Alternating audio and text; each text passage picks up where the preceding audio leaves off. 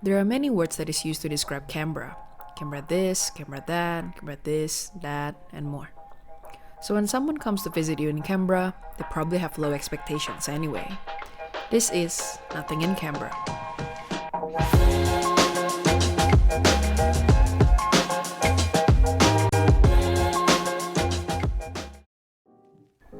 It's Friday afternoon, and one of your mates comes to visit Canberra.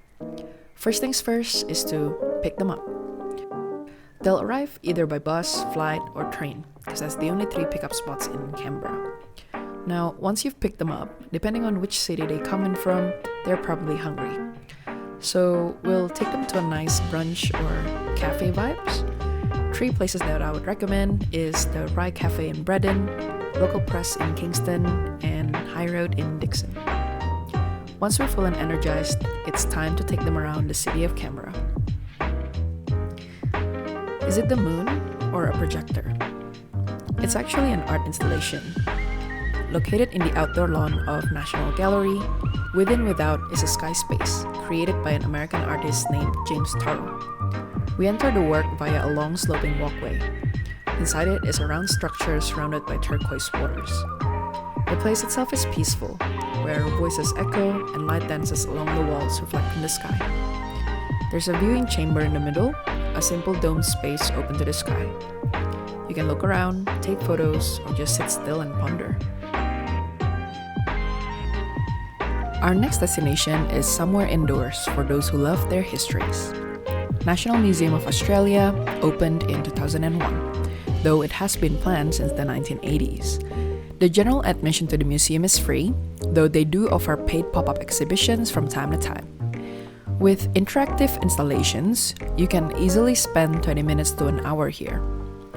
The museum itself is divided into 4 areas: Great Southern Land, First Australians Gallery, Landmarks Gallery, and Garden of Australian Dreams. My personal favorite is the mini theater on Great Southern Land.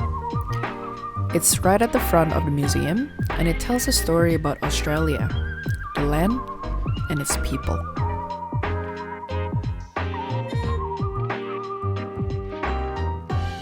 Five minutes away from the NMA is a viewing spot called Dreary Farmers Hill.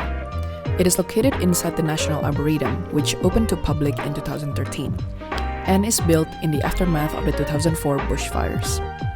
This space is definitely one of the perks of a planned city. Arguably the most scenic spot in Canberra, it is a popular picnic spot with a view. Speaking of picnic, it's time for an afternoon snack.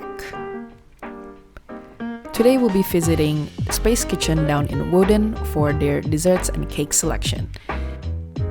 The cafe itself boasts a chill yet modern vibe, with unique desserts available for you to try.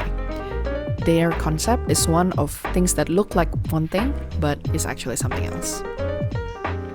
Next, we're up for a 40-minute road trip down south. Approximately 40 km from the city center, Tidbinbilla Nature Reserve is a 54.5 square kilometers protected area. The nature reserve has 24 marked trails, and today we'll be visiting 2 of them. Eucalypt Forest is home to the Koala Path, a 700-meter loop where you can chance a wild koala sighting. This area is one of the few nature reserves where you can see koalas up close. In 2022, koalas are listed as an endangered species, expected to be extinct by 2050. In front of the Eucalypt Forest, you'll see the Koala Sanctuary. This area is often reserved for pregnant koalas, new mothers, recovering koalas, or any who may need veterinary assistance. You can catch glimpses of them just lazing around in the sun or munching on a bunch of eucalypt. It's a lovely sight. The Sanctuary. The trail is a 2.5-kilometer loop that allows visitors at Tidbinbilla to be up close with a range of native animals in their natural habitat. It is an easy and flat walk with well signposted information about the local history and the native flora and fauna.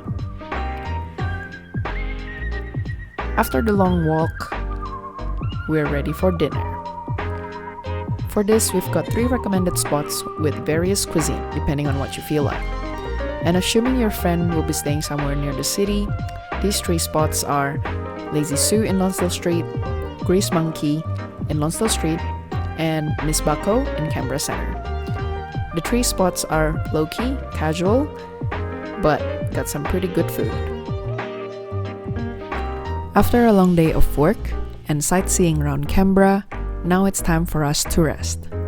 Click on the button below so you can keep an eye on part 2, and we'll see you next Thursday.